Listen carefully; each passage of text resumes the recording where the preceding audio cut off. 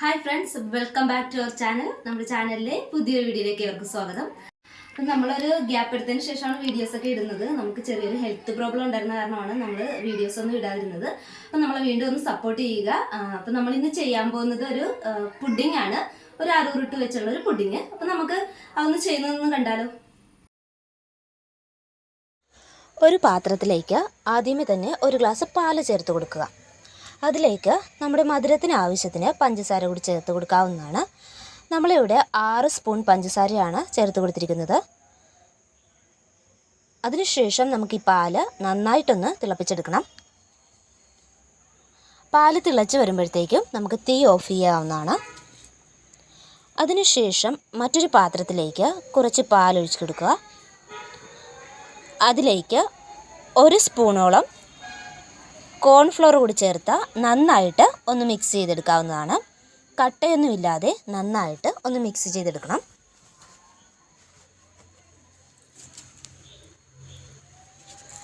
പിന്നീട് അതിലേക്ക് 1.5 സ്പൂണോളം കൊക്കോ പൗഡർ കൂടി ചേർത്ത് നന്നായിട്ട് കട്ടയൊന്നുമില്ലാതെ ഒന്ന് മിക്സ് ചെയ്തെടുക്കുക.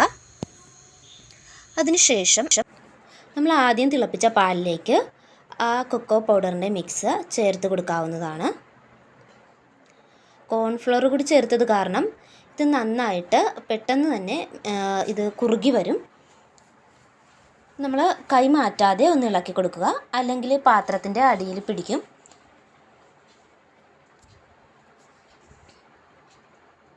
ഒന്ന് തിക്കായിട്ട് വരുമ്പോഴത്തേക്കും നമുക്ക് തീ ഓഫ് ചെയ്യാവുന്നതാണ്. തീ ഓഫ് ചെയ്തതിന് ശേഷം നമുക്കിതൊന്ന് തണുക്കാനായിട്ട് മാറ്റി വയ്ക്കാവുന്നതാണ്.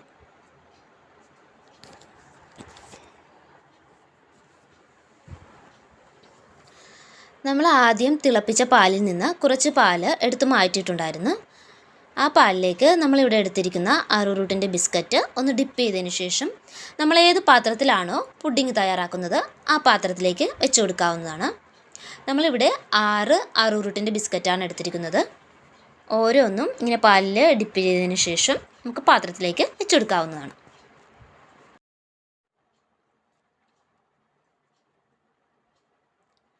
അതിനുശേഷം നമുക്ക് ഈ ബിസ്ക്കറ്റിൻ്റെ പുറമേലേക്ക് നമ്മൾ തണുപ്പിക്കാനായിട്ട് വെച്ച ആ കൊക്കോ പൗഡറിൻ്റെ മിക്സ് ഒഴിച്ചു കൊടുക്കാവുന്നതാണ്. ഇത് നന്നായിട്ട് എല്ലാ വശത്തേക്കും ഒന്ന് സ്പ്രെഡ് ചെയ്ത് കൊടുക്കണം.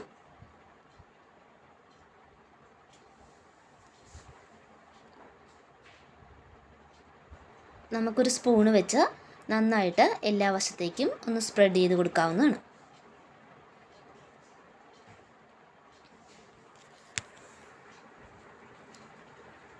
അതിനുശേഷം നമുക്കിതൊന്ന് തണുപ്പിക്കാനായിട്ട് 1-2 മണിക്കൂറത്തേക്ക് ഫ്രിഡ്ജിലേക്ക് വയ്ക്കാവുന്നതാണ്.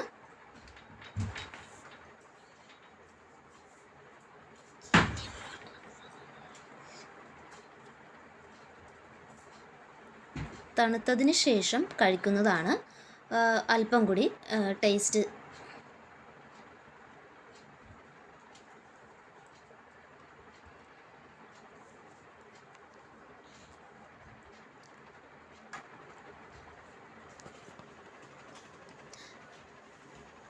ഇതിപ്പോൾ നമ്മൾ ഫ്രിഡ്ജിൽ വെച്ചിട്ട് ഒരു 2 മണിക്കൂറായിട്ടുണ്ട്. നമുക്കിതൊന്ന് തുറന്ന് നോക്കാവുന്നതാണ്. ഇപ്പോൾ നന്നായിട്ട് ഒന്ന് കട്ടയായിട്ട് വന്നിട്ടുണ്ട്. ഇനി നമുക്ക് ഇതിൻ്റെ പുറമേലേക്ക് കൊക്കോ പൗഡർ കൂടി സ്പ്രെഡ് ചെയ്ത് കൊടുക്കാവുന്നതാണ്. അതിനുശേഷം നമുക്കൊന്ന് ടേസ്റ്റ് ചെയ്ത് നോക്കാവുന്നതാണ്. ഇത് പെട്ടെന്ന് തന്നെ ഉണ്ടാക്കാവുന്ന സിമ്പിളായിട്ടൊരു പുഡിങ്ങാണ്. എല്ലാവരും തന്നെ ഒരു പ്രാവശ്യം ഒന്ന് ട്രൈ ചെയ്ത് നോക്കണേ. അപ്പോൾ നമ്മുടെ പുഡിംഗ് എങ്ങനെയുണ്ടെന്ന് നോക്കാൻ വേണ്ടി നമ്മുടെ ടെസ്റ്ററിനെ വിളിച്ചിട്ടുണ്ടായിരുന്നു. നമ്മളെപ്പോഴും ഈ ടെസ്റ്ററിനാണല്ലോ കൊടുക്കുന്നത്. അപ്പോൾ പുള്ളിക്ക് കൊടുത്തപ്പോൾ പുള്ളിക്ക് ഇഷ്ടപ്പെട്ടു എന്ന് പറഞ്ഞു. സിമ്പിളായിട്ട് ചെയ്യാൻ പറ്റുന്ന ഒരു പുഡിംഗ് ആണ്. അധികം ഇൻഗ്രീഡിയൻസ് ഒന്നും ഇല്ലാതെ പെട്ടെന്ന് തന്നെ ചെയ്യാൻ പറ്റുന്ന ഒരു പുഡിംഗ് ആണ്. ടേസ്റ്റിയുമാണ്. അപ്പോൾ എല്ലാവരും ഒന്ന് ട്രൈ ചെയ്ത് നോക്കുക. നമ്മുടെ വീഡിയോസ് ഒക്കെ ഇഷ്ടപ്പെടുകയാണെങ്കിൽ ഒന്ന് ലൈക്ക് ചെയ്യുക, ഷെയർ ചെയ്യുക, സബ്സ്ക്രൈബ് ചെയ്യുക. അതിനോടൊപ്പം തന്നെ തൊട്ടടുത്ത് കാണുന്ന ബെല്ലൈക്കൻ ഒന്ന് എനേബിൾ ചെയ്യുക. എന്നാൽ മാത്രമേ നമ്മൾ ഫ്യൂച്ചറിൽ വീഡിയോസ് ചെയ്യുമ്പോൾ നിങ്ങൾക്ക് അതിൻ്റെ നോട്ടിഫിക്കേഷൻ ആയിട്ട് കിട്ടുകയുള്ളൂ. അപ്പോൾ വീണ്ടും നമുക്ക് മറ്റൊരു വീഡിയോ ആയിട്ട് കാണാം.